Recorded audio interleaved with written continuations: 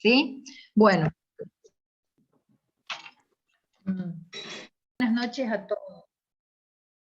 Ay, otra vez. No, sí se escucha perfectamente. No, es que me sale acá una... Ahí está. Bueno, en nombre de la Sociedad de Geriatría y Gerontología de Tucumán, quiero darles la bienvenida a todos ustedes. Agradecer en primer lugar al doctor Corrales por haber aceptado darnos esta charla, al laboratorio RAFO por toda la colaboración que nos está prestando, a la comisión de la Sociedad de Geriatría y Gerontología, y bueno, a todos los presentes, por supuesto, por estar aquí y dedicarnos un poco de su tiempo, ¿sí? Nosotros vamos a través de la sociedad, vamos a tratar de seguir dando charlas de este tipo para todas las personas que estén interesadas. Próximamente el doctor Alejo Corrales nos va a dar otra charla más, ya les vamos a pasar las fechas. En el mes de septiembre daremos charlas sobre dolor, y así vamos a tratar de seguir dando estas charlas a lo largo del año. Así que espero que todos ustedes sigan participando y puedan seguirnos, ¿sí? Bueno, creo que al doctor Corrales ya prácticamente todos lo conocen, no obstante, vamos a leer un poquito de sus antecedentes, ¿sí? Es máster en Biología Molecular e Ingeniería Genética en la Universidad Favaloro, Fellow en Psiquiatría en la Universidad de Illinois en Chicago, postdoctoral Fellowship en Psiquiatría Genética en la Universidad de Texas, presidente de la Asociación Argentina de Psiquiatría Biológica, presidente del capítulo de Neuropsiquiatría Genética de la Asociación Argentina de Psiquiatría, miembro de la Comisión Directiva de la Asociación Argentina de Psiquiatría y miembro de la Sociedad Internacional de Psiquiatría Genética. Así que, bueno, un poco la metodología de la charla sería que el doctor expone y cada 15 o 20 minutos vamos viendo las preguntas que se vayan presentando a lo largo de la charla del doctor. Ustedes la pueden ir escribiendo en el chat y entonces se las vamos haciendo después al doctor Corrales, como para que la charla sea más dinámica, ¿sí?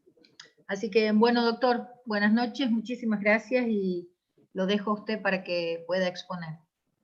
Bueno, muchas gracias. Acabo de tener un problema con el audio. No sé si se me corta, me vuelvo a conectar. Me avisan, por favor. ¿Ah? Perfecto. Por ahora fuerte Sí, y claro.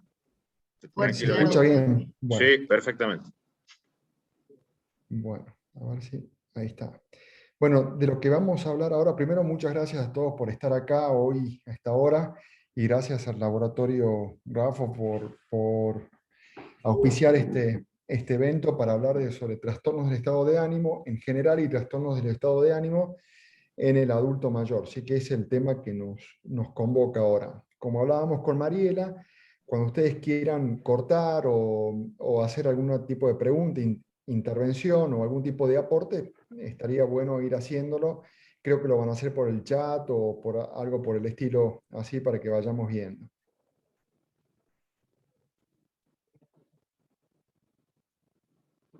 No se te escucha ahora, Doc.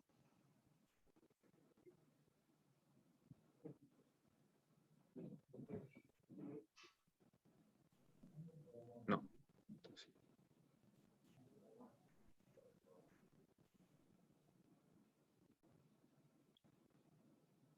Vayan escribiendo, vayan haciendo las preguntas por el chat, así se las vamos planteando al doctor.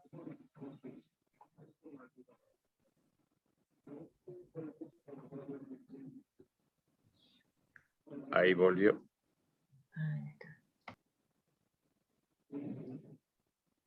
Pero no sé por qué.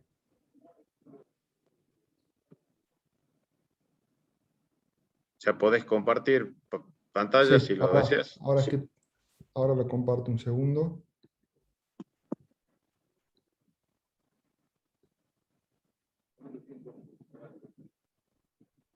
Ahí. Ahí está. Bueno, Perfecto. Para.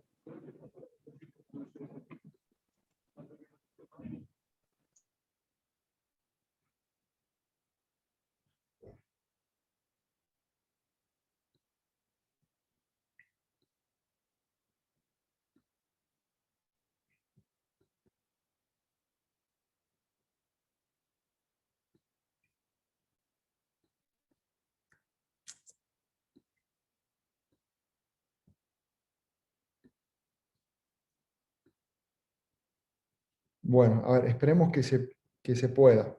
Como les decía, hay muchos trastornos del estado de ánimo que son enfermedades médicas que vemos dentro de la psiquiatría. La depresión unipolar es una de ellas, ¿sí? Como ustedes pueden parar y preguntar cuando quieran en cualquier momento.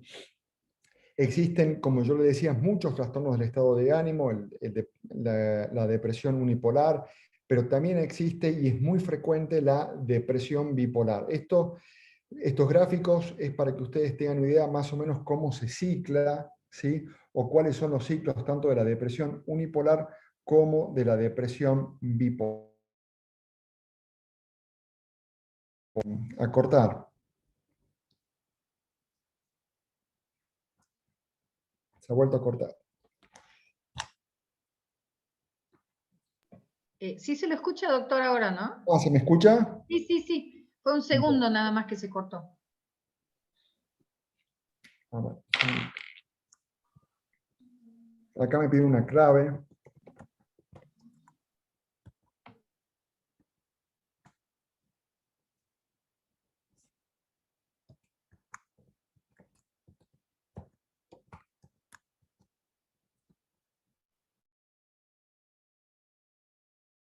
Ahí continuamos.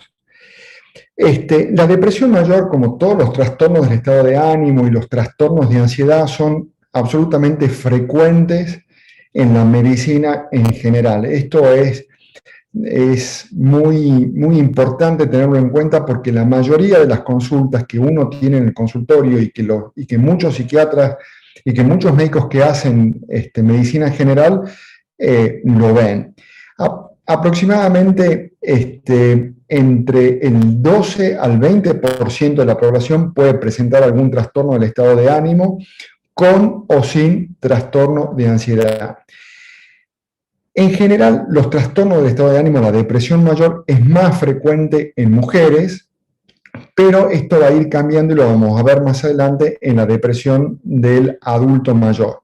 Es una patología muy frecuente, se puede presentar de forma, como decimos, polimorfa y muchas veces se puede presentar de forma enmascarada.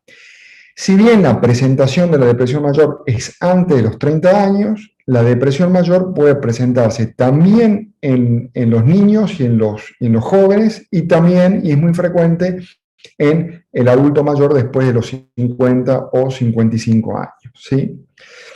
El promedio de la aparición de esta enfermedad es a los 30 años. ¿Y por qué lo ponemos acá que hablamos de depresión mayor? Porque cuando tengamos que interrogar a estos pacientes tenemos que preguntarle cuándo comenzó y cuántos episodios tuvo, ¿sí? Y eso va a dar una pista diagnóstica y por otro lado va a dar algunas pistas en cuanto a la gravedad y en cuanto a la cronicidad.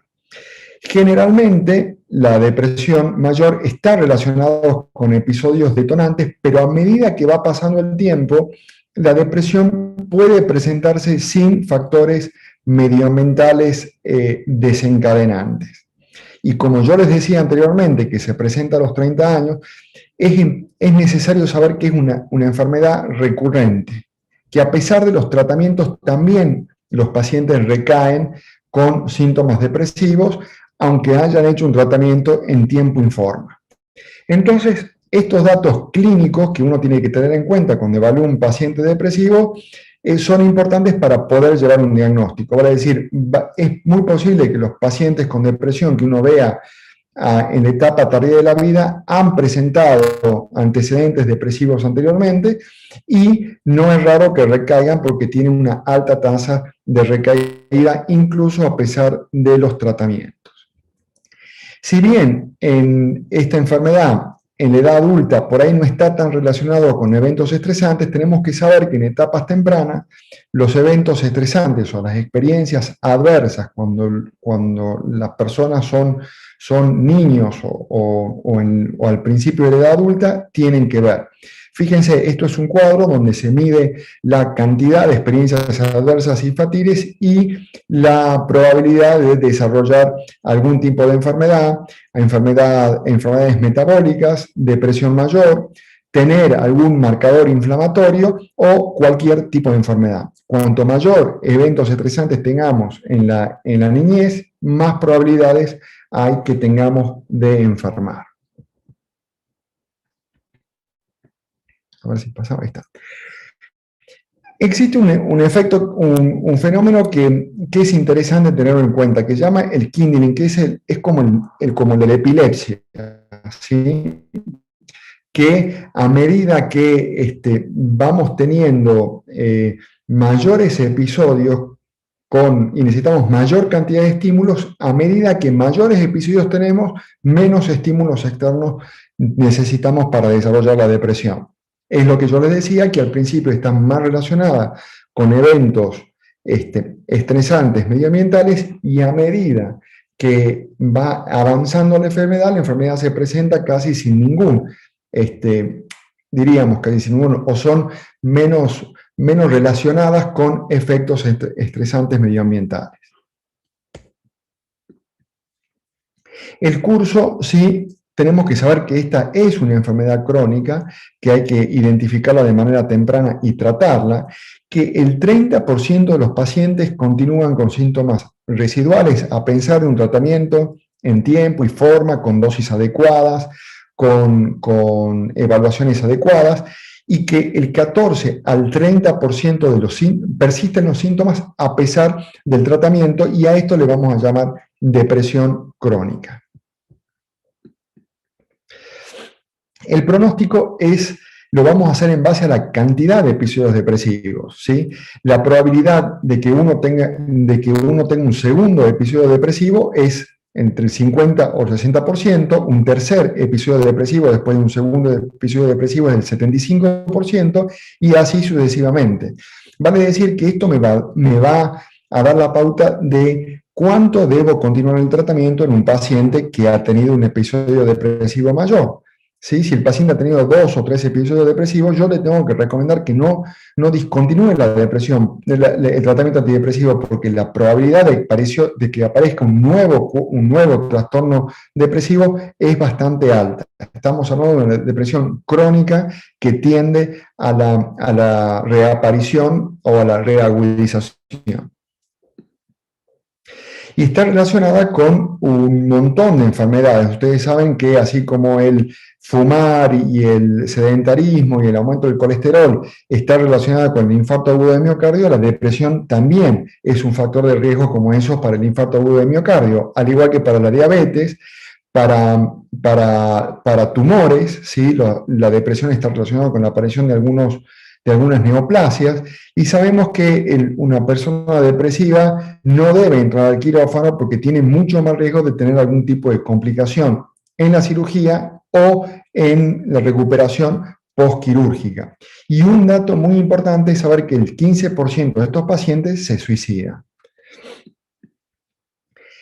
La depresión es una enfermedad genética como todas las enfermedades en psiquiatría. Los genes juegan un papel muy importante. Por supuesto, los genes en relación con el medio ambiente. Los estudios de familia, gemelos y adopción que se hicieron en todos los trastornos afectivos se vieron que hay una fuerte carga genética en los familiares de primer grado del paciente depresivo. Pero no tan solo vamos a encontrar familiares de primer grado con trastorno depresivo mayor, sino podemos encontrar familiares de primer grado con otros trastornos afectivos. Esto es muy, muy importante tenerlo en cuenta cuando uno interroga a un paciente con depresión mayor.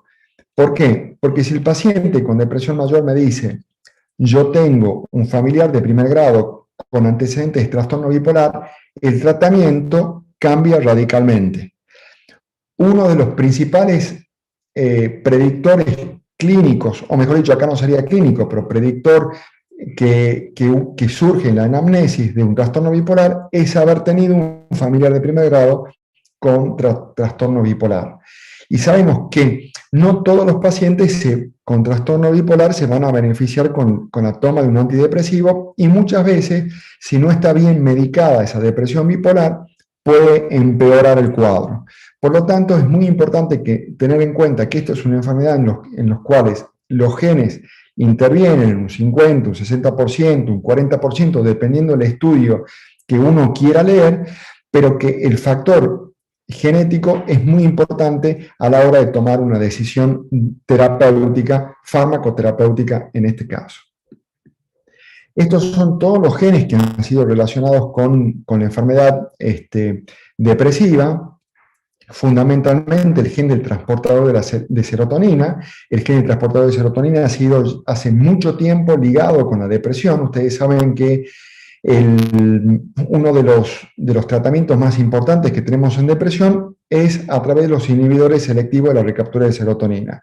El transportador de serotonina que se encarga de eso muchas veces está hipofuncionante en estos pacientes. Y este gen no solo ha sido relacionado con trastorno depresivo mayor, sino también con otros aspectos que hacen a la depresión mayor, como ser el temperamento afectivo, la ideación suicida, el tamaño del hipocampo, la ideación y el intento suicida, que no es lo mismo. Por lo tanto, muchos genes, y fundamentalmente el gen del transportador de la serotonina, en interacción con otros genes, están relacionados con la depresión y con otros aspectos del espectro afectivo, depresivo o bipolar. Vale decir, sabemos que muchos genes de pequeño efecto, ¿sí?, interactúan entre sí, potenciando su efecto, y cuando esto interactúa con factores medioambientales, tenemos el cuadro depresivo. Estos factores medioambientales sabemos ya desde hace mucho tiempo que interactúan con los factores genéticos, desde un estudio que se hizo aproximadamente hace 21 años atrás, que demostraron que aquellas personas que tenían el alelo corto del transportador de serotonina y tenían efectos medioambientales tempranos, tenían mucho más riesgo de desarrollar un cuadro depresivo. Uy, dejé de compartir. Perdón. Tranquilo, tranquilo. Vamos bien. Esperen. No sé por qué algo está fallando el Zoom.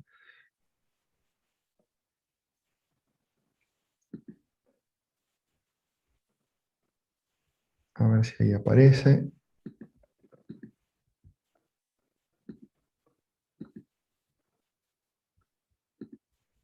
Ahí está. Ahí Perfecto. está.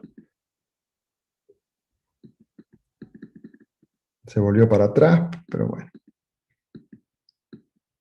En la neurobiología de la depresión mayor hay que saber que todos los neurotransmisores están involucrados: noradrenalina, dopamina y serotonina.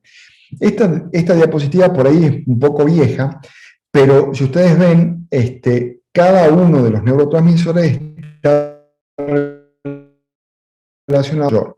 Digo que es vieja porque hoy tenemos que hablar del glutamato también. El glutamato es el principal neurotransmisor del sistema nervioso central, es un neurotransmisor excitatorio, es un neurotransmisor que sabemos que en exceso es tóxico, y es el único neurotransmisor que en su síntesis produce su antagonista, que es el GABA.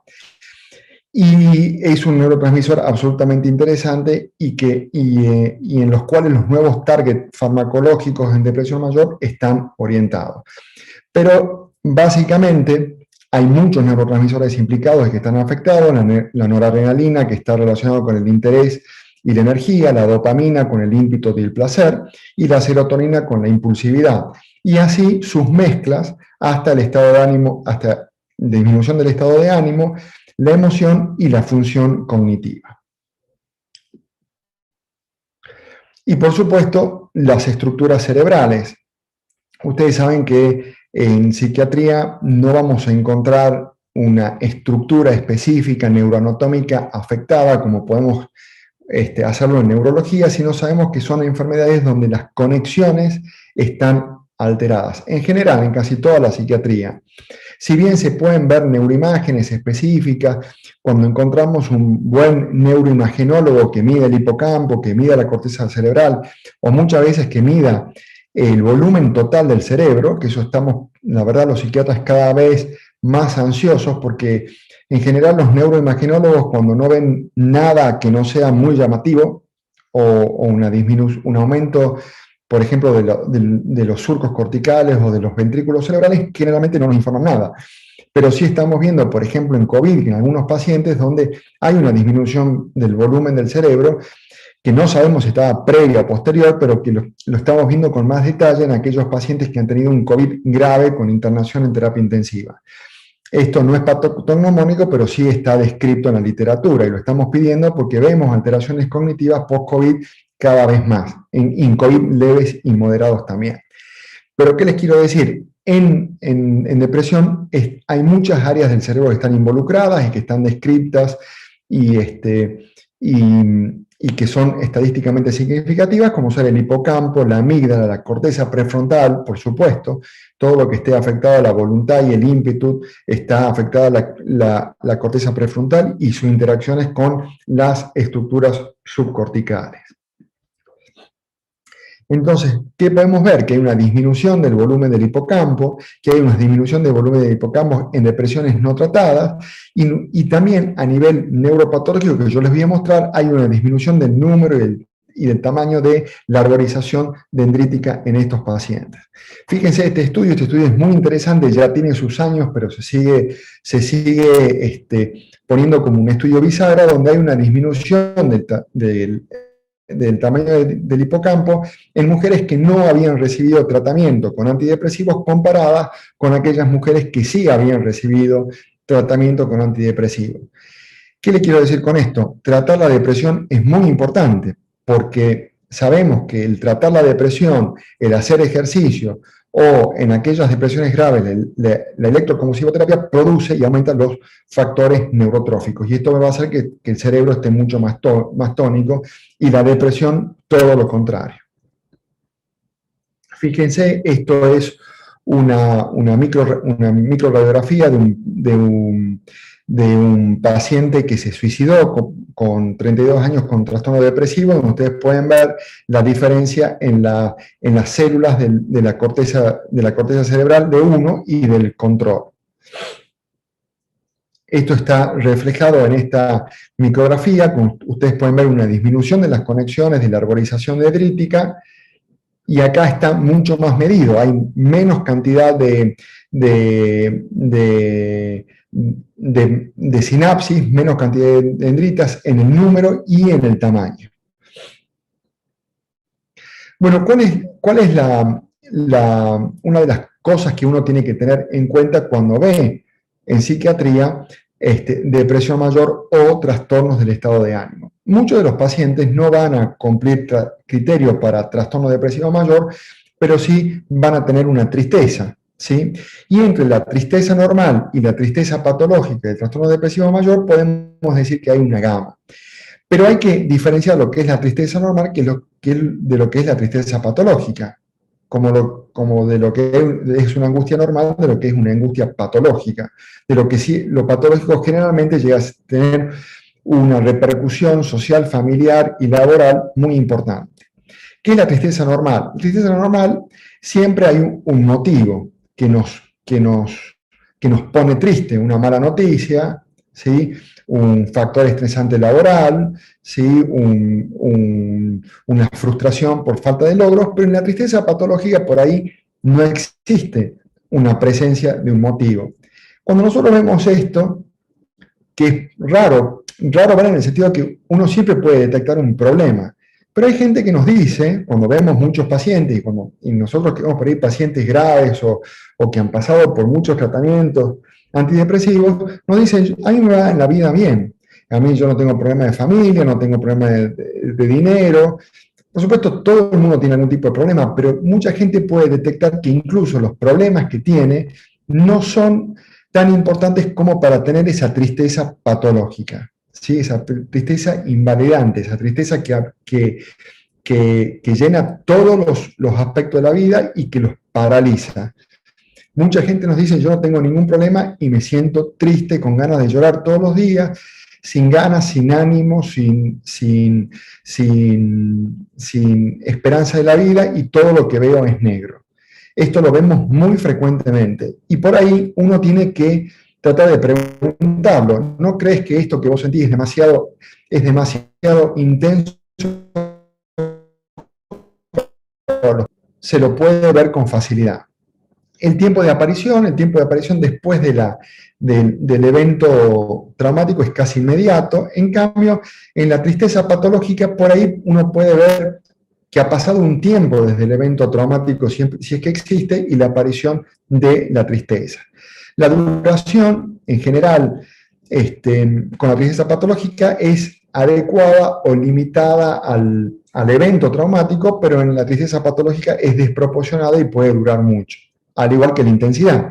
Todo en psiquiatría se mide con intensidad y frecuencia. La ansiedad no es lo mismo la ansiedad que yo tengo para ir a rendir un examen, ¿sí?, que puedo tener ansiedad, pero voy, rindo, apruebo y vuelvo, y puedo dormir la noche anterior con mayor o menor horas que habitual, pero si yo tengo una intensidad muy grande que a mí me paraliza, la ansiedad es patológica. Y lo mismo pasa con la depresión.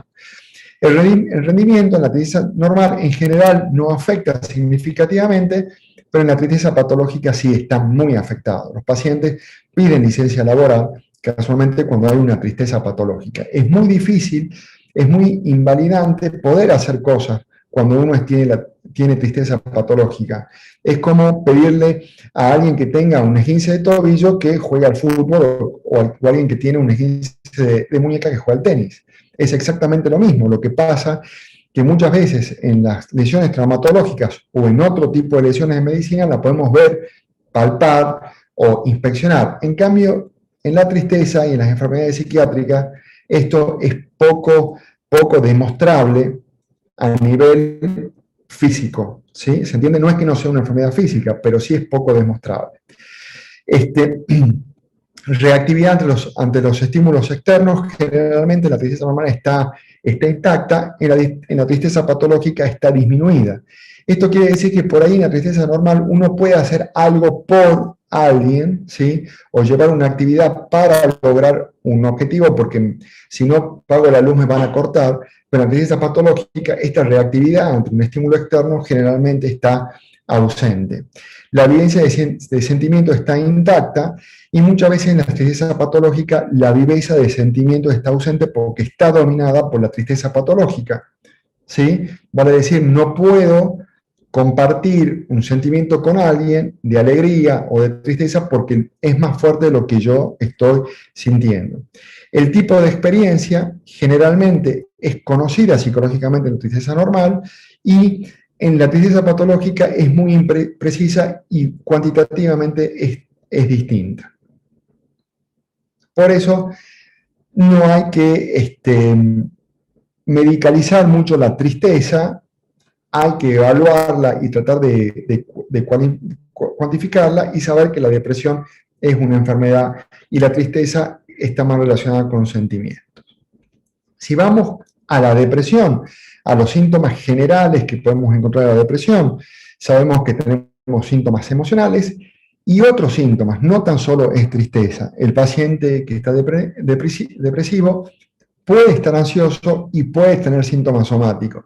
De estas tres columnas, cuando veamos más adelante, las segundas que ustedes tienen ahí, no tanto los síntomas emocionales, sino los síntomas del tipo ansioso y los síntomas del tipo somático son muy preponderantes en la depresión de la tercera edad. Por lo tanto, hay que tener en cuenta que la depresión es una enfermedad muy polimorfa.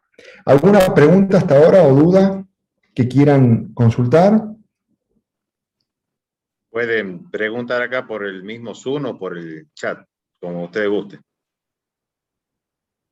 Habiliten los micrófonos si es que quieren. No, yo creo que hasta acá bastante claro, Doc. Seguí un poquito más y de ahí vemos. Bueno, perfecto. Algunas preguntas.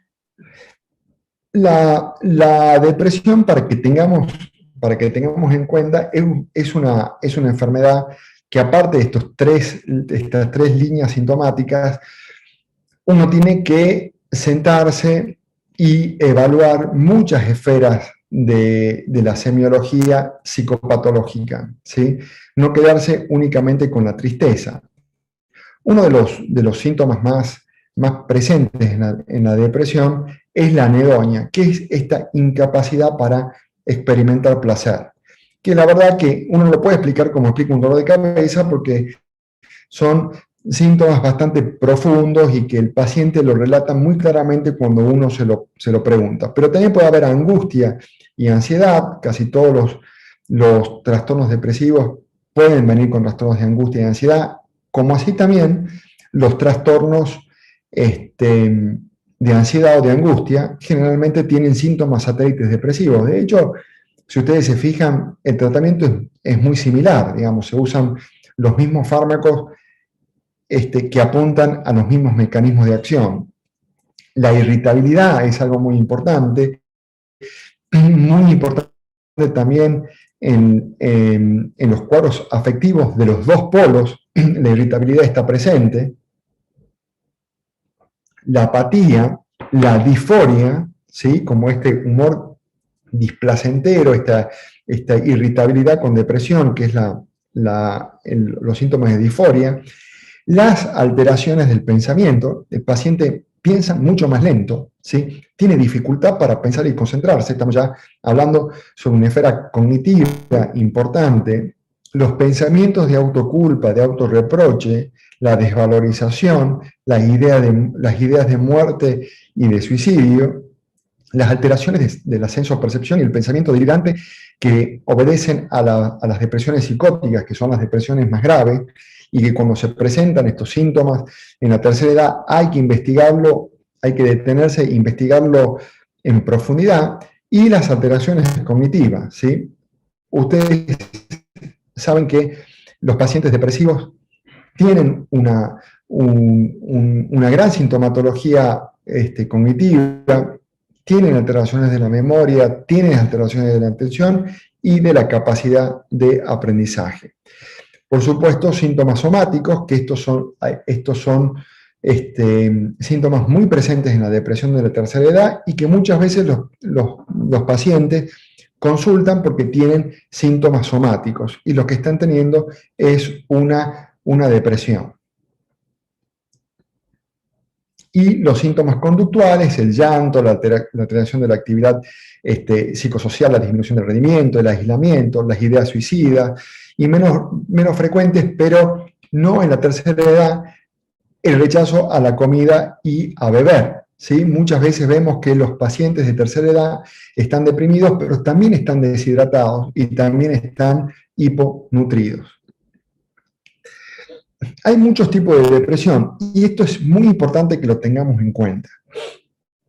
Tenemos, por supuesto, como lo que yo les había hablado al principio, la depresión bipolar. Esto es algo que uno lo tiene que tener bien presente, no como segundo diagnóstico diferencial, sino como primero.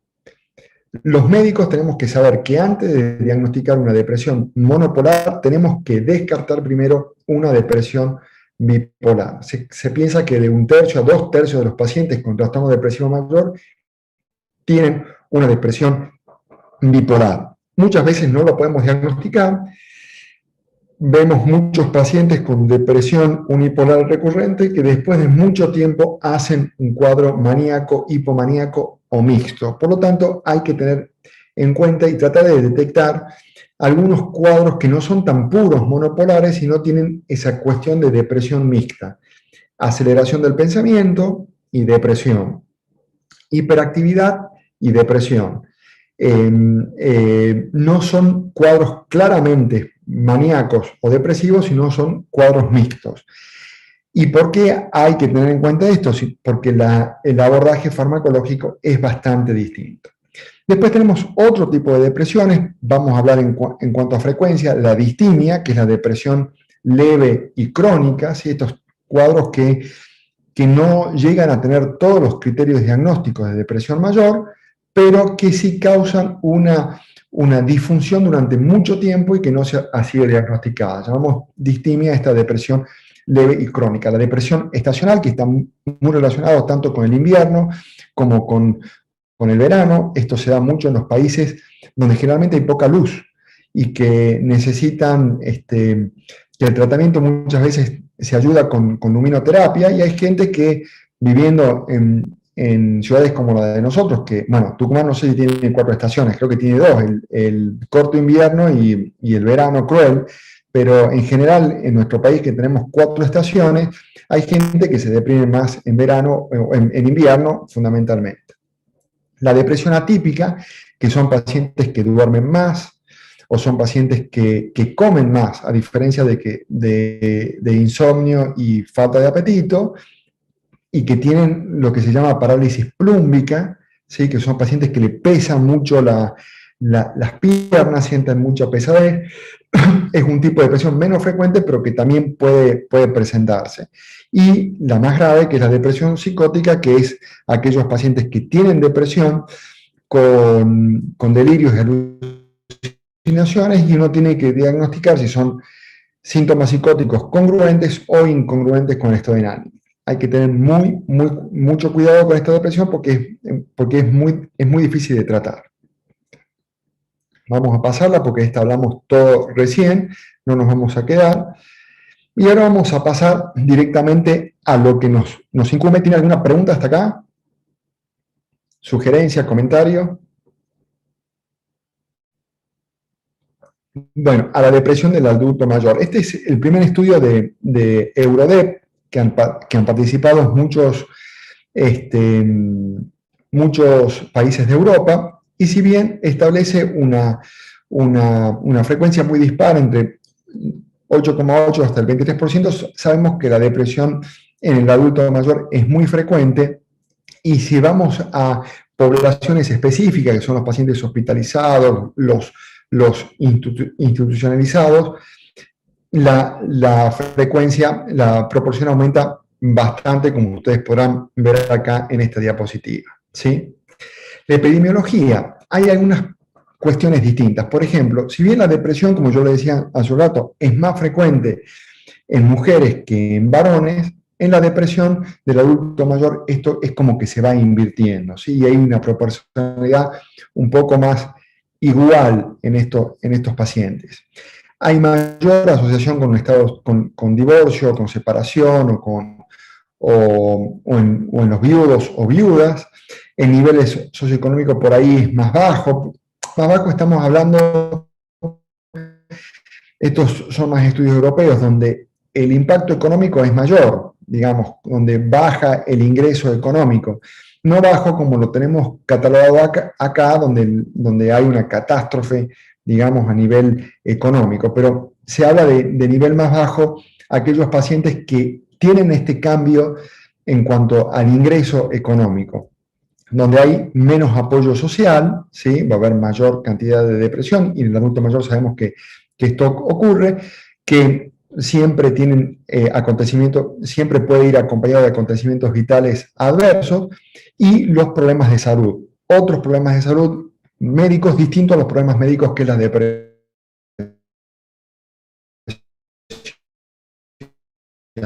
¿sí? Patología corporal, ¿sí? Las características, bueno, tienen ciertas características de atipicidad, no el constructo de depresión atípica que yo le hablé, que es un diagnóstico distinto, sino hablamos de atipicidad porque hay algunos rasgos clínicos distintos en la depresión del adulto mayor. Que yo les decía, de esas 3 columnas que ustedes veían, que los trastornos, las somatizaciones y la ansiedad o la angustia eran dos ejes sintomáticos que estaban más frecuentes en el trastorno depresivo mayor, mientras que la tristeza o la anedonia es más frecuente o es más preponderante en la depresión que vemos que comienza a los 25 o 30 años, ¿sí? Está subtratada, ¿sí? Y en otros lados sobretratada con polifármacos, ¿sí? Y muchas veces está sobretratada porque está mal tratada, ¿sí? Porque no está tratada correctamente, o no está bien identificada, o no se le estudió correctamente. La persona puede creer que es parte de la vejez, y la depresión no es parte de la vejez. No, por ser viejo no tengo que estar más deprimido. Presenta mucha comorbilidad con enfermedades orgánicas, y acá quiero hacer un paréntesis. Uno pone enfermedades orgánicas no porque la depresión mayor no sea una enfermedad orgánica, es una enfermedad orgánica, pero quedó como que las enfermedades psiquiátricas son psíquicas y las otras son orgánicas, pero como hemos podido ver al principio, son enfermedades orgánicas también. Los síntomas de ansiedad están más presentes, hay mayor frecuencia de hospitalizaciones y mortalidad, y también tendencia suicida. Es necesario hacer diagnóstico diferencial y saber que vejez no es sinónimo de enfermedad y no es sinónimo de depresión. ¿Cuál es la clínica de la depresión mayor? Por ahí hay que tener en cuenta que muchas veces esta enfermedad acentúa ciertos rasgos de temperamento y conducta que uno ha tenido durante toda la vida. En general, cuando uno envejece, muchos rasgos de comportamiento, en algunas personas más y en otras menos, son más rígidos, en mayor o menor medida. Hay escasa expresividad de la tristeza, por eso se expresan más otros clústeres sintomáticos. Hay tendencia a estar más retraído, a estar más aislado, hay dificultad para reconocer estos síntomas depresivos, el deterioro cognitivo está frecuentemente asociado, ¿sí? Son rasgos más marcados en la depresión de la tercera edad, hay mayor quejas somáticas, por eso el paciente consulta generalmente al clínico, ¿sí? O al cardiólogo de toda la vida, hay mayor frecuencia de síntomas psicóticos y de delirio, ¿sí? Hay mayor suspicacia, esto si uno lo interroga bien va a ver que están presentes, hay mayor irritabilidad, hay presencia de comorbilidad con otras enfermedades médicas no psiquiátricas, enfermedad cardiovascular frecuente o enfermedad vascular frecuente, por eso cuando vemos la resonancia vemos que estas hiperintensidades en T2, que son muy frecuentes cuando uno aumenta a los 40 años, hay mayor cantidad. Es por eso que hay una entidad clínica importante de estudiarla y de seguirla, que es la depresión vascular, ¿sí? Estos pacientes que tienen muchos antecedentes de enfermedad cardiometabólica, diabetes, hiperlipidemia, presentan después de algún evento cardiovascular mínimo o transitorio algún tipo de trastorno afectivo y la presencia de polifarmacia, ¿sí? Podemos dividir a la depresión del adulto mayor en aquella que comienza antes de los 65 años y después de los 65 años. Y algunos rasgos distintivos entre las dos. Digamos, la depresión del adulto mayor de comienzo más temprano va a tener un perfil sintomático más parecido a la depresión mayor típica, idiopática, y que vemos desde el principio, mientras que en la depresión de comienzo tardío vamos a tener más estas atipicidades sintomáticas que yo les acabo de nombrar, ¿sí? ¿Cuáles son las enfermedades que están asociadas a la depresión y que uno tiene que tener en cuenta a la hora de estar frente a un paciente con trastorno de depresión mayor? La deshidratación,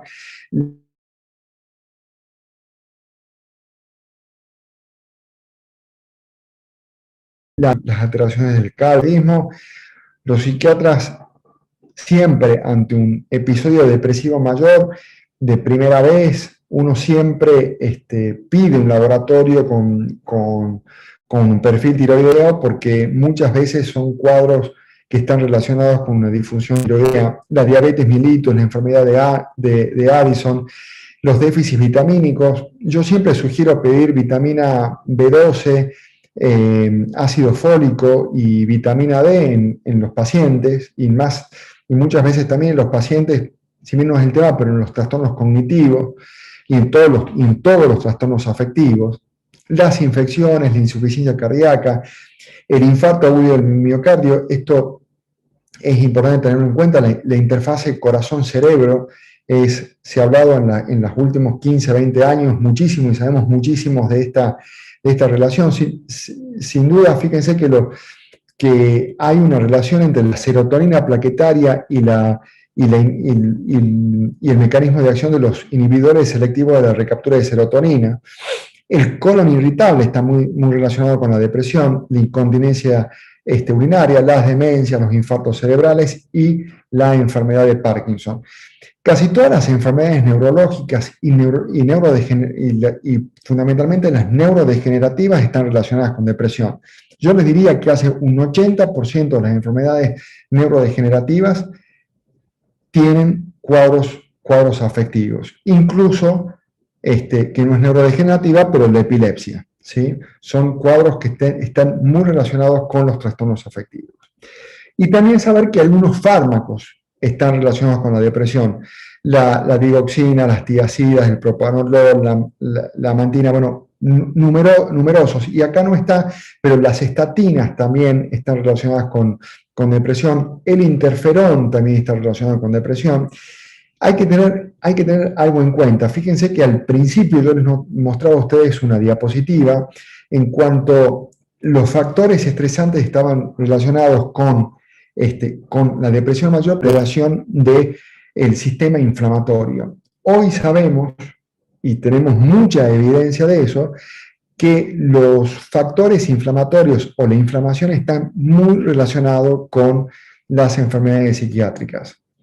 Lo que se ve en las enfermedades psiquiátricas que tenemos lo que se llama un low grade de inflamación, un bajo grado de inflamación. No vamos a encontrar una disparada de interleuquinas o de citoquinas como puede ser en las enfermedades desmielinizantes, pero sí vemos que hay citoquinas pro y antiinflamatorias alteradas en los cuadros afectivos y también en otros cuadros psiquiátricos, pero ahora nos interesan los cuadros afectivos. Es por eso que es necesario tener en cuenta cómo algunos tratamientos farmacológicos pueden intervenir también con la depresión. Algunos tratamientos farmacológicos no psiquiátricos, por supuesto, ¿sí? Por supuesto, hacer un buen diagnóstico diferencial cuando tenemos un paciente que tiene una enfermedad depresiva de comienzo tardío y tenemos que hacer diagnóstico diferencial con alguna enfermedad neurodegenerativa, en este caso las demencias, pero también, como he dicho recién, con todas las enfermedades neurodegenerativas también. Fundamentalmente sabemos que las depresiones de comienzo tardío pueden ser lo que llamamos pseudodemencias, ¿sí? Por eso hay que hacer un diagnóstico diferencial entre una y otra. No vamos a poner a repasar esto, porque esto lo pueden ver perfectamente ustedes y muchos de ustedes ya lo tienen presente, pero sí tener en cuenta que no estamos frente a un deterioro cognitivo que puede ser una demencia. Como dato, cualquier cuadro psiquiátrico que se presente a edad tardía, uno tiene que descartar alguna otra patología orgánica no psiquiátrica, no tan solo la depresión, ¿sí? Cualquier tipo de cuadro. Un cuadro psicótico, un cuadro maníaco, ¿sí? Un cuadro de ansiedad excesiva o de irritabilidad extrema o de agresividad incontrolable, uno tiene que hacer un diagnóstico diferencial con un cuadro degenerativo, tipo de demencia u otro cuadro, ¿sí? Porque por ahí uno puede encontrar un tumor cerebral o incluso un accidente cerebrovascular que se localizó en una región que causa un cuadro puramente psiquiátrico, pero de origen no psiquiátrico, ¿sí? Tener en cuenta que las depresiones de comienzo tardío, que le llamamos que pueden ser, entre comillas, pseudodemencias, hay una gran repercusión cognitiva con alteraciones de la planificación, esto es claramente función ejecutiva, la memoria del reconocimiento, la fluidez verbal, mantener la atención, etcétera, etcétera, que todos ustedes conocen. Estos cuadros cognitivos también están presentes en la depresión iniciales, pero generalmente lo tapa la tristeza, ¿sí? Por eso nosotros decimos en psiquiatría siempre que a pesar de que los cuadros, los síntomas más preponderantes sean la tristeza y la anedonia, uno tiene que investigar si hay cuadros cognitivos. Por supuesto, en la tercera edad son más notables y uno los puede ver más, los puede palpar más en la entrevista, ¿sí? El diagnóstico, ¿cómo hacemos el diagnóstico en depresión? Bueno, siempre hacer una buena historia clínica y una buena anamnesis. Ustedes habrán escuchado que yo al principio de este seminario hablé que uno tiene que hacer un diagnóstico diferencial con trastorno depresivo bipolar, fundamentalmente. ¿Sí? Y eso ¿dónde va a salir? Mucho va a salir de la anamnesis, de hacer una buena historia clínica y de recabar muchos datos familiares. En la depresión con tercera edad, mucho más todavía, tratar de pesquisar síntomas inespecíficos de depresión en los extremos de la vida, tanto en psiquiatría infantil como en psiquiatría del adulto mayor, los síntomas se vuelven cada vez más inespecíficos. Es por eso que son subespecialidades que uno tiene que tener un ojo clínico muy agudo, ¿sí? Porque muchas veces son síntomas muy inespecíficos. Los fármacos, ten en cuenta que los fármacos utilizados en otras patologías médicas pueden estar interviniendo.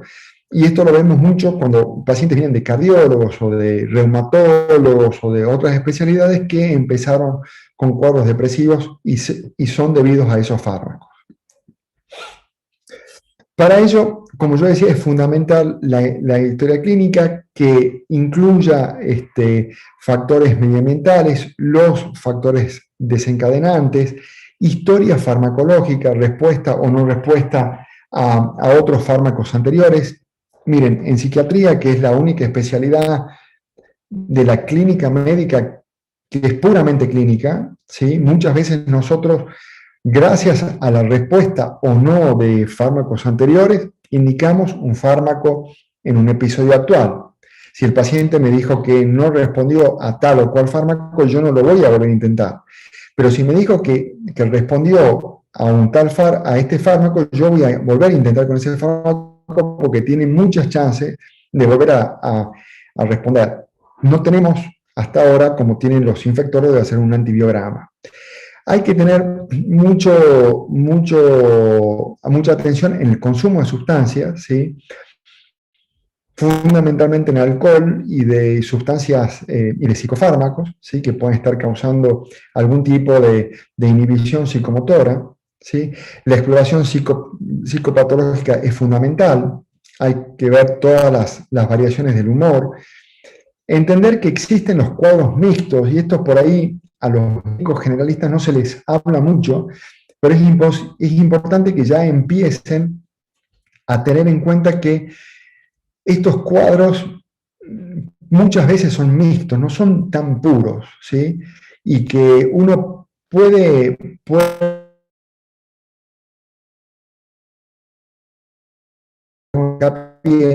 aceleraciones del pensamiento y humor depresivo también en los cuadros depresivos.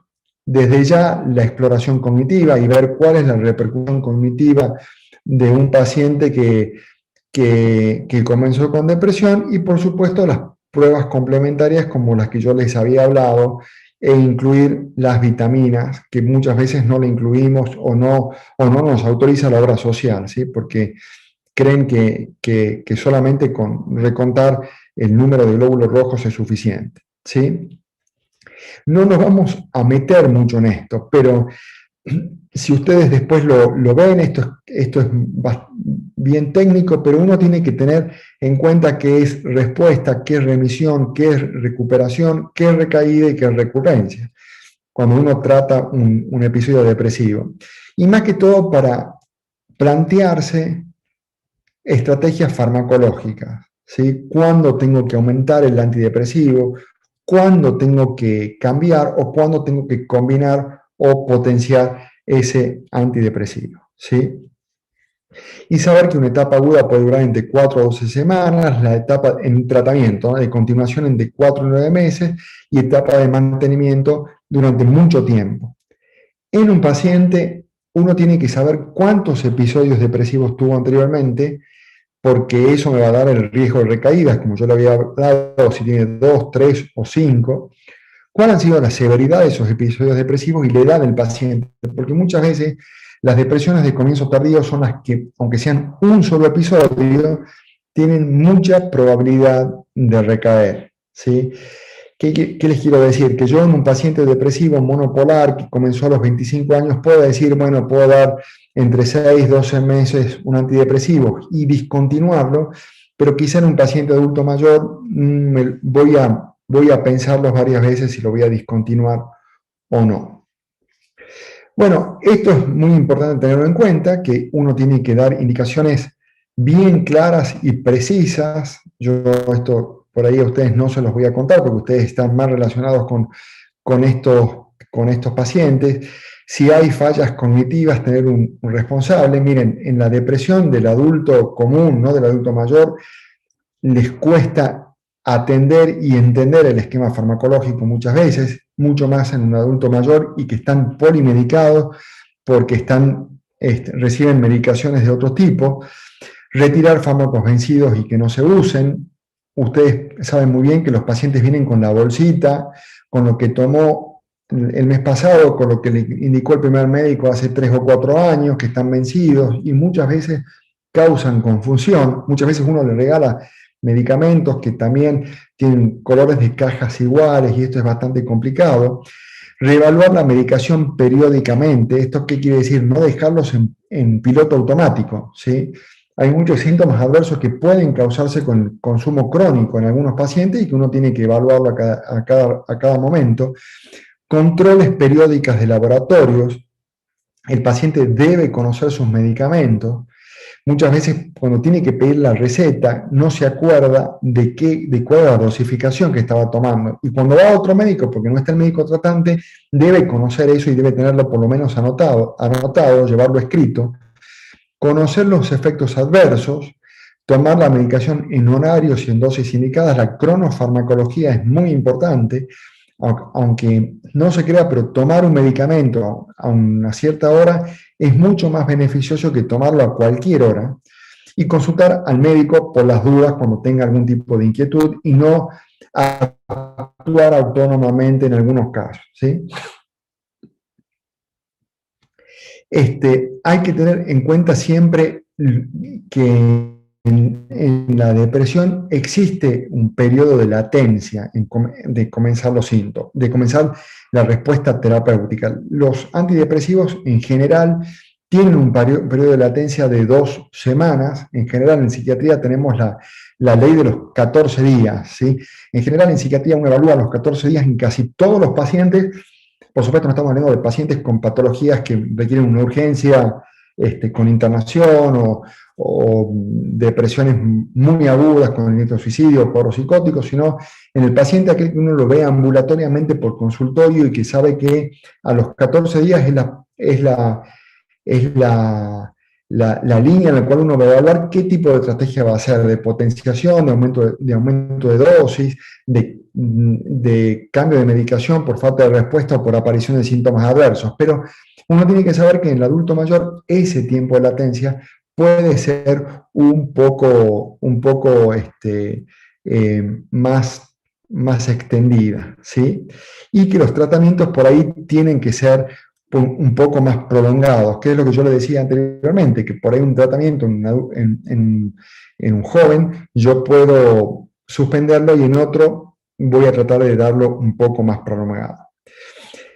¿Qué hay que evitar? Hay que evitar muchos fármacos que tengan efecto anticolinérgico, ¿sí? Ustedes saben que los anticolinérgicos bloquean, producen muchos cuadros cognitivos. Esto lo vemos mucho cuando damos antipsicóticos fundamentalmente, ¿sí?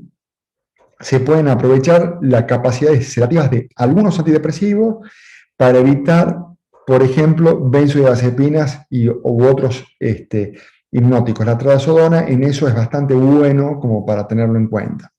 Evitar IRS si hay sintomatología extrapiramidal, evitar IRS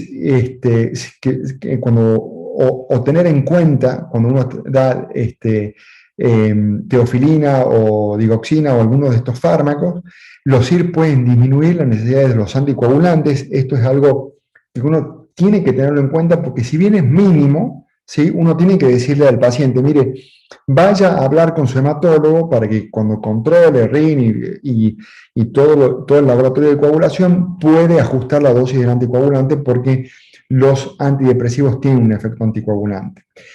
Al igual que cuando el paciente va a entrar en una cirugía, yo sugiero siempre disminuir los IRS, ¿sí?, previo a la cirugía para que el cirujano pueda actuar bien tranquilo. Por supuesto, todo esto en la medida que se pueda, ¿sí? Y tengan en cuenta que no hay ningún tipo de interacción significativa entre los antidepresivos y los fármacos utilizados en la demencia. La memantina, el donepezil, la ribactimina, que lo usamos frecuentemente en los trastornos cognitivos. ¿Y por qué le hablé mucho los IRS? Porque los IRS son los fármacos indicados de primera opción en los trastornos del estado de ánimo de un paciente con depresión, ¿sí?, en el adulto mayor. ¿En qué caso ustedes tienen que tener presente de derivar un psiquiatra en estos pacientes? Primero, cuando tengan dificultad para el diagnóstico, ¿sí? No lo tengan muy claro el diagnóstico, no sepan en qué tipo de depresión están viendo. Duden si en hacer el diagnóstico diferencial con otros tipos de depresiones. Haya gravedad de los síntomas, ¿sí? Las depresiones mayores pueden ser leves, moderadas y graves, ¿sí? Y esto uno en la clínica puede darse cuenta.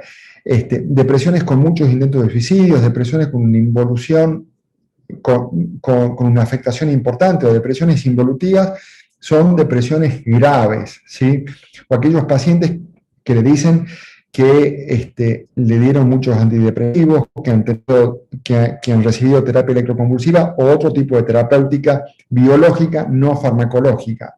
Porque les cuento que hay otro tipo de tratamientos biológicos no farmacológicos, como ser la estimulación transcraniana, la estimulación cerebral profunda, que son muy útiles para tratar depresiones severas. Intentos de suicidio, intentos autolíticos previos que no son necesariamente suicidas, pero sí pueden producirse autodaños, la presencia de manía, hipomanía o episodios mixtos, que nos puede estar diciendo que estamos frente a un trastorno bipolar. Importante comorbilidad física o psíquica, porque existe también la comorbilidad con otros cuadros psiquiátricos. Ausencia de respuesta o respuesta parcial tras 4 o 6 meses de tratamiento, que ustedes vean que no responden. Siempre cuando estén ante un paciente así, piensen en pseudo-resistencia, ¿sí? Pacientes que no están bien diagnosticados, que tienen otro tipo de patologías médicas, psiquiátricas o médicas no psiquiátricas que pueden estar haciendo que el paciente no responda. Valoración de internación psiquiátrica, ¿sí? Ahí tienen que, si ustedes creen que un paciente está por internar, tienen que recurrir a una psiquiátrica, y la valoración de la terapia electroconvulsiva, terapia absolutamente aprobada, con muy buenos resultados y con bajo perfil de efectos adversos, ¿sí? Tratamiento, por supuesto, antes de iniciar el tratamiento, la correcta historia clínica, la historia clínica farmacológica, psiquiátrica y no psiquiátrica, las neuroimágenes, el laboratorio, descartar otra patología para descartar pseudoresistencia, el cuadro afectivo bipolar, el abuso de sustancia y la correcta historia farmacológica, porque eso me va a decir qué tipo de fármaco tengo que usar. Y por supuesto, asociar estos tratamientos con un tratamiento psicoterapéutico, ¿sí? Los que más usamos son los inhibidores selectivos de la recaptura de serotonina, la fluoxetina, la paroxetina, la sertralina, el citalopram, el escitalopram. En depresiones del adulto, evitar la paroxetina. La paroxetina no es buena porque tiene un perfil colinérgico importante. Yo no doy paroxetina en la depresión del adulto.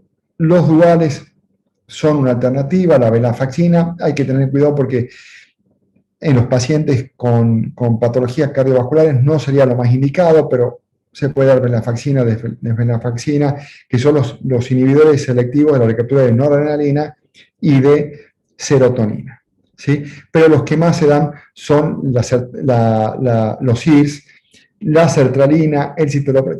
Tienen buenos perfiles cardiovasculares y son generalmente bien tolerados, ¿sí? Como yo le decía, los IRS son los de primera...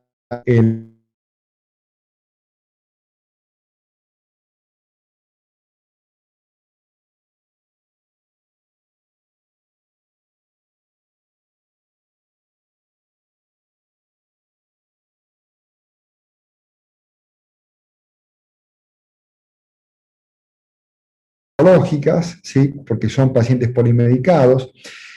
Los síntomas más frecuentes son gastrointestinales, agitación, ¿sí? Muchas veces los pacientes, cuando iniciamos los tratamientos con IRS, pueden tener algún tipo de aceleración, ¿sí? Hay que estar atento. La disfunción sexual y algunos efectos parkinsonianos también pueden darse con los IRS. Es menos frecuente, pero uno no lo tiene que descartar. Hay que evaluar siempre el sodio porque existe aunque no le investigamos mucho, la hiponatremia inducida por IRS, y acá yo les pongo cuáles son los IRS aprobados. Todos requieren una dosis única, excepto la fluoxamina, que no es de uso, que por ahí uno tiene que darlo 2 veces por día. Pero fluoxetina, sertralina, citalopram y escitalopram, uno los puede dosificar con una vez. Tener en cuenta que la fluoxetina tiene una vida media más larga, ¿sí? Existe un metabolito activo que es la norfluoxetina, que puede durar hasta 15 días, ¿sí? Y los otros tienen metabolismos mucho menos largos, de 48, 72 horas, dependiendo el antidepresivo, ¿sí? Efectos cardiotóxicos, ¿sí? Que hay que tener en cuenta. Siempre hay que chequear, cuando uno da un tricíclico, la función cardíaca, medir bien los intervalos QT, el ritmo cardíaco. Hay que pedir presión intraocular, ¿sí? En los casos de los varones hay que tratar de ver que los pacientes no tengan hipertrofia prostática, ¿sí? Entonces todos estos efectos adversos que conocemos de los IRS, la boca seca, el aumento de peso, la hipotensión ortostástica, hace que los IRS no sean de indicación. Inhibidores selectivos, inhibidores de la MAO ya no se dan, ya prácticamente no se encuentran. Podemos en algunos pacientes darlo, pero no en el adulto mayor, sin duda, ¿sí? Otros tratamientos, el bupropión, que es un inhibidor de noradrenalina y dopamina, también es una opción. La mirtazapina, ¿sí? Que es válido cuando queremos que el paciente duerma, ¿sí? Fundamentalmente la mitad de un comprimido de 30 miligramos.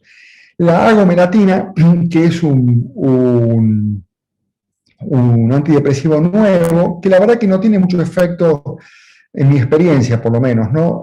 Antidepresivo, pero los pacientes duermen muy bien con agomelatina, ¿sí? Y el taxagón, la trazodona, que es un antidepresivo que es bastante bueno para cuando queremos tener ese efecto sedativo y no queremos dar benzodiazepina, ¿sí?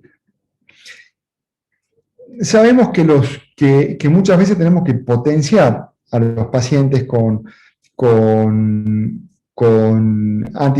otros medicamentos. A los antidepresivos por ahí hay que potenciarlos. Los antipsicóticos tienen un efecto antidepresivo, esto lo sabemos. La mayoría de los antipsicóticos se usan para depresión.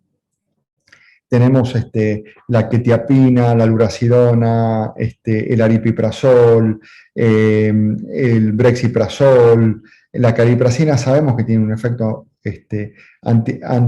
antidepresivo y que muchos se usan como monoterapia para depresión. El litio, miren, el litio es el gold estándar para tratar ciertas depresiones bipolares y algunas monopolares. Es un excelente medicamento y que también tiene un efecto procognitivo y que ha sido usado para tratar las demencias. Yo lo uso en tercera edad. Hay que tener cuidado y hay que tener manejo del litio, pero el litio, si uno tiene un manejo prolijo con esto, la verdad que andan muy bien, y los pacientes con depresiones ansiosas, que son un tipo de depresiones bipolares, andan muy bien con el litio y se pueden ver beneficiados. La hormona tiroidea, la T4, como potenciación, lo usamos bastante. El pindolol no lo tenemos acá. Y por supuesto la terapia electroconvulsiva y todos los otros tratamientos biológicos no farmacológicos. Fundamentalmente para la depresión resistente, ¿sí? En este caso, que ustedes tengan un caso de depresión resistente a tratamiento, que son pasos bastante complejos, yo les sugeriría que deriven al psiquiatra porque son pacientes de muy difícil manejo, la depresión resistente al tratamiento, que generalmente la definimos como la falla de dos antidepresivos de distintos mecanismos de acción, que puede ser, por ejemplo, un inhibidor selectivo de la recaptura de serotonina y un dual, ¿sí? O un dopaminérgico y un dual, durante más de 6 semanas y en dosis adecuadas. Y eso son pacientes de muy difícil manejo que requieren otro tipo de tratamiento. ¿Sí? Esto es un poco para que sepan cuáles son los otros tratamientos dentro del trastorno, de los trastornos afectivos. Saber que siempre el litio no son dosis las terapéuticas, sino los valores en sangre los terapéuticos, ¿sí? No me vale de nada dar un litio de 0,3, ¿sí? Y hay que tener cuidado de no pasar de 1,2, 1,4 porque es tóxico, ¿sí? Esos son los valores terapéuticos del litio, ¿sí?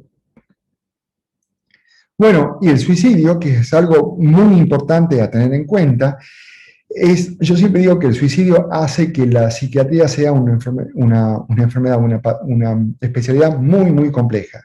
La verdad que nuestra especialidad sería muy distinta si no existiría el riesgo suicida, ¿sí? Es la complicación maligna de muchas de nuestras enfermedades, y no tan solo de la depresión, ¿sí? Sabemos que los esquizofrénicos también se suicidan, que los trastornos de personalidad también se suicidan. Tiene altos índices en algunos países, incluso en países desarrollados, y sabemos que no muchos, pero sí algunos de nuestros pacientes se va a suicidar porque es una evolución desafortunada de los cuadros psiquiátricos. El problema del suicidio es que es una muerte violenta y una muerte autoinfligida, ¿sí? que causa un impacto muy grande en la familia y causa un impacto muy grande en los que tratamos los pacientes que se van a suicidar, y fundamentalmente porque no tenemos forma de prevenirlo. Si bien podemos nosotros decir que no hay que subestimar nunca una idea suicida, la verdad es que no lo podemos prevenir, y siempre a todos los psiquiatras nos pasa de tener estos cuadros que son bastante desestructurantes, porque por ahí tienen un grado de violencia muy alto, porque causan un dolor muy grande, porque causan mucha culpa, y lo tenemos que tomar como la evolución maligna de estos cuadros, ¿sí? Sabemos que los adultos mayores tienen un índice muy grande de suicidio consumado, pero abajo dice el intento de suicidio es menor en etapas tardías. Nosotros tenemos la ideación suicida, tenemos 3 fenotipos acá que podemos diferenciar. La ideación suicida, a ver si lo tengo acá un poco más al último. La ideación suicida, el intento suicida y el suicidio consumado. Es bastante distinto esto, es más, se creen que hasta tienen patrones fisiopatológicos distintos. Pero nosotros sabemos que el paciente que tiene ideación suicida, ahí también está el que va a tener un suicidio consumado, ¿sí? Muchos de los pacientes que vemos nosotros tienen una ideación suicida, pero no se van a suicidar. Pero no podemos saber quiénes son los que van a cometer ese intento suicida con alta letalidad, y el que va a terminar quitándose la vida. Eso es lo que nosotros no podemos. A ver si puedo volver. Estoy volviendo, perdón. Quería mostrarles eso, ¿sí? Y la característica del intento del suicidio del adulto mayor es que tiene alta letalidad. Nosotros vemos intentos de suicidio de un gran de distintos grados de letalidad, pero el intento del suicidio del adulto mayor tiene un grado de letalidad muy grande, son bastante efectivos, ¿sí? No hay tanta ideación suicida, sino hay gran letalidad. Reciben menos atención que otros intentos suicidios, hay falta de visibilidad del tema, ¿sí? Uno lo naturaliza, el suicidio en etapas más tempranas es una tragedia en una persona de 30 años. En un adulto mayor se trata de naturalizarlo, bueno, es parte de lo que le iba a pasar porque estaba más cerca del final de la vida que otra persona. ¿Cuáles son los factores de riesgo en esto? Síntomas depresivos, altos niveles de desesperanza. Nosotros sabemos en psiquiatría que una mezcla explosiva es la impulsividad con desesperanza. Uno puede tener desesperanza, pero si la desesperación es menos riesgoso, pero la desesperanza con impulsividad, y entonces hay que tener en cuenta que la desesperanza es algo que hay que indagarlo y pesquisarlo. El déficit visual también ha sido relacionado con el suicidio. Yo diría cualquier déficit sensorial, ¿sí?, que nos prive de la comunicación con el medio externo. La peor autopercepción del estado de salud. De hecho, el suicidio y las patologías crónicas o las patologías terminales, ustedes saben que están muy relacionadas. Mala calidad del sueño, limitación funcional, no tan solo sensorial, sino motora, la soledad y la carencia de apoyo social, ¿sí? Tienen que saber que la soledad en el depresivo, en general, esto tenganlo en cuenta, no es del adulto mayor, es una sensación muchas veces más que una realidad. Quizás en el adulto mayor no se da esto, pero por ahí ténganlo en cuenta porque somos médicos y nos consultan, pero uno puede estar rodeado de amigos, pero sentirse solo, ¿sí? Es un sentimiento interno. En la tristeza patológica esto está. Por más que tengamos muchos amigos y que tengamos una contención, pero uno se puede sentir solo, ¿sí? La carencia de apoyo social, el suicidio consumado es mucho más frecuente en varones que en mujeres, ¿sí? En mujeres es mucho más frecuente la ideación suicida o el intento suicidio, pero no el suicidio consumado y con alta letalidad. La raza blanca, ser viudo, ¿sí? Eso es un factor de riesgo, y las enfermedades los tres fenotipos que yo le hablé hace un rato, la ideación suicida, el intento suicida y el suicidio consumado. ¿Cuáles son los factores de riesgo? La patología psiquiátrica, la patología no psiquiátrica, los factores psicosociales, los trastornos neurocognitivos, las demencias, ¿sí?, la personalidad y la cultura, la desconexión social, ya sea por aislamiento o por otros factores que causan una desconexión social, y esto se vuelve como un círculo, ¿no? La soledad, los problemas interpersonales, el bajo soporte social, esto hace un círculo que nos pone más vulnerables al suicidio en las épocas tardías de la vida, ¿sí? Bueno, los procesos cognitivos y neurobiológicos, ustedes saben que relacionados con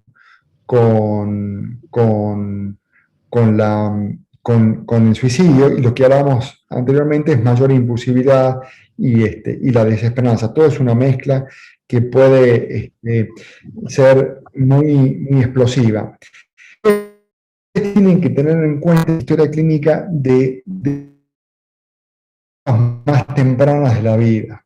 Mayor violencia, mayor impulsividad, todo eso afecta. La demencia y el suicidio es un tema muy importante que es para otra discusión, y tener en cuenta esto, ¿no? Que muchos pacientes que vamos a ver en el consultorio que tienen ideación suicida son aquellos pacientes que van a llegar a un suicidio. Si bien tenemos que decir que, ¿sí? Perdón. Que muchos pacientes, hoy por hoy lo podemos prevenir con los tratamientos, pero muchos de estos pacientes se van a suicidar. Bueno, quedo abierto a las preguntas, ¿sí? Y a la discusión en lo que. Sí, doctor, mire, aquí en el chat hay una pregunta sobre la utilización de la escala Savage para cribado de depresión, si es correcto. Nosotros la usamos mucho, no sé si Sí, está vigente, sirve, si la sí, podemos por supuesto que sirve.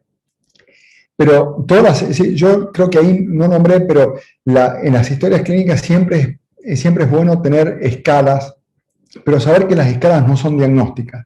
Las escalas sirven para cotejar síntomas. Para cotejar síntomas, para ver la evolución y para ver cómo va evolucionando el paciente, ¿sí?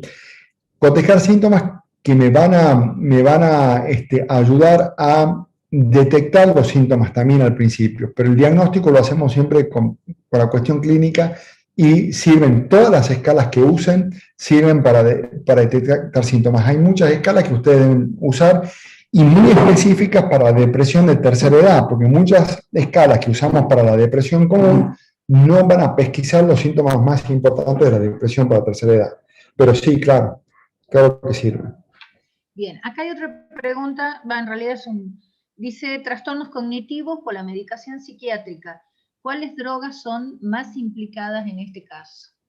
Bueno, por supuesto, los trastornos cognitivos que se ven con paroxetina, por ejemplo, con algunos antipsicóticos, ¿sí? Que tienen mucho bloqueo antimuscarínico, ¿sí? Se da mucho con los antipsicóticos atípicos, se dan algunos problemas cognitivos, menos con los antidepresivos inhibidores selectivos de la recaptura de serotonina. Bien, si cuando nosotros tenemos un paciente al que le estamos por indicar un IRS, ¿qué nos podría orientar o nos podría decir cuál es el IRS más adecuado? Por ejemplo, si vamos a usar, por decir, una sertralina o de pronto un cítalo o un escitalopram. ¿Hay algo que nos pueda orientar a cuál de esas drogas sería la más correcta? ¿En los síntomas del paciente, en algo? No exactamente. En pacientes con tercera edad que tienen mucha patología cardiovascular, que están polimedicados, uno tiene que guiarse más que todo por eso y por la respuesta anterior al tratamiento, si ha tenido tratamiento anterior. Pero en general lo que más son usados y en patologías cardiovasculares es la sertralina, el citalopram, son como los más usados en esta cuestión, ¿sí? Los otros también se pueden dar y también están indicados en la depresión con la tercera edad, pero son los que en general más se usan actualmente. Claro, yo pregunto porque alguna vez escuchamos algo de que cuando el paciente tiende con su depresión, digamos que no tenga antecedentes, ¿no? De haber utilizado antidepresivos, si el paciente era como más tendiente a la tristeza, a estar más, como llorar más y todo, usábamos más la sertralina, y cuando los pacientes tenían un poco más de ansiedad, usábamos más los de citalopram, pero no sé si eso es correcto. No, esas son teorías que no tienen mucha evidencia en esto, ¿sí? No tienen mucha evidencia. Yo me guío más por otros factores clínicos, porque no hay realmente un antidepresivo que esté indicado para un clúster sintomático. Lo podemos pensar, digamos, por ejemplo, más inhibido, fluoxetina, más en la depresión común, más excitado, paroxetina, pero en la tercera edad los que más se usan son esos, más allá de que sea lo más preponderante. Todos son muy efectivos para el ánimo depresivo. En realidad, la sertralina, el escitalopram, incluso para la activación, son todos muy efectivos para eso. Bien. Aquí hay otra pregunta que hacen, y preguntan, ¿cuándo usar risperidona o quetiapina? Bueno, ¿cuándo se puede usar risperidona o quetiapina? Se puede usar para potenciar el efecto antidepresivo en algunas depresiones que no responden, ¿sí? Más quetiapina que risperidona, si la tolera quetiapina, ¿sí? Se puede utilizar en los casos de depresión psicótica, ¿sí? Donde han aparecido síntomas psicóticos. Se puede utilizar en los casos que tengo insomnio y quiero regular con dosis bajas de quetiapina a la noche, si es bien tolerado. Lo puedo usar en caso de que yo sospeche que hay una depresión bipolar. Todos esos son casos en los cuales yo puedo asociarlo con antipsicóticos. Y acá hay otra pregunta también que dicen, el Brintelix, ¿qué experiencia tiene? Bueno, la vortioxetina es un antidepresivo que tiene un mecanismo de acción que llamamos multimodal, ¿sí? Que actúa a nivel de los receptores presinápticos y posinápticos, ¿sí? Tiene un efecto procognitivo en las depresiones mayores comunes y también sirve para tratar depresiones en otras etapas de la vida. No hay tanta experiencia como con otros antidepresivos como los IRS, pero también es válido. Tener en cuenta que el Brintelix tiene a ver, como todos los IRS, puede causar algún síntoma adverso como ser gastrointestinal, ¿sí? Sensación nauseosa, como todos los IRS, pero un poquito más que todos los IRS, pero es también un buen antidepresivo. Y, por ejemplo, si tuviéramos que cambiar un antidepresivo, ¿eso está bueno que lo hagamos nosotros o ya tendríamos que enviarlo al especialista? ¿Y cómo se podrían, digamos, cambiar un antidepresivo por otro? No hay un consenso con respecto a esto. Hay tres formas de cambiar los antidepresivos, ¿sí? Uno es ir disminuyendo uno y aumentando el otro es bajándolo del todo el primero y cuando hemos bajado del todo aumentar el segundo, ¿sí? O el otro es suspenderlo el antidepresivo y comenzar inmediatamente con el otro, ¿sí? A mí la que más me gusta es ir disminuyendo el antidepresivo que estamos tomando y de a poco ir aumentando el segundo antidepresivo. ¿Y tendría algún sentido, por ejemplo, si está tomando un IRS, sacar uno y poner otro? Sí, a veces se responde a otro IRS. O Sí. sea, no estaría mal hacer eso. No, no está mal hacer eso. Uh-huh. Bien, perfecto. Bueno, no sé si no hay más preguntas escritas por lo menos. No sé si alguien más quiere consultar algo, si les ha quedado claro. Preguntas, comentarios. Sí, acá dice, ¿se puede utilizar pregabalina para potenciar efecto del antidepresivo? No necesariamente no sirve como potenciador del efecto antidepresivo la pregabalina. La pregabalina tiene un efecto antiansioso importante en algunas pacientes con ansiedad, que queremos bajar un poco la ansiedad y no queremos dar tanta benzodiazepina, se puede dar pregabalina, pero no como potenciador de la acción antidepresiva. Bien. Quería consultarle, es muy frecuente ver pacientes que están medicados con antidepresivos y aparte vienen con benzodiazepinas. ¿Eso es así? ¿Hay algún cuadro que, digamos, que justifique esta prevalencia de la combinación de estos fármacos? Y en general, uno en la depresión da benzodiazepinas como ansiolítico para disminuir algunos síntomas que pueden disminuir con una benzodiazepina. A la benzodiazepina no hay que tenerle miedo, lo que hay que tener es control, ¿sí? Sacarla como la tiene que sacar. Muchas veces uno da la benzodiazepina para que el paciente duerma porque está con algún tipo de insomnio, ¿sí? Pero hay que ver qué tipo de insomnio y cómo tratamos ese insomnio, si la benzodiazepina es lo más indicado o no. Pero, por ejemplo, en los adultos mayores es mucho mejor dar un antidepresivo que tenga un efecto sedativo que aumentar la benzodiazepina, que sabemos que le va a causar más deterioro cognitivo. Bueno, de cualquier manera, los quiero invitar a todos a la próxima charla, que ya se va a definir bien la fecha.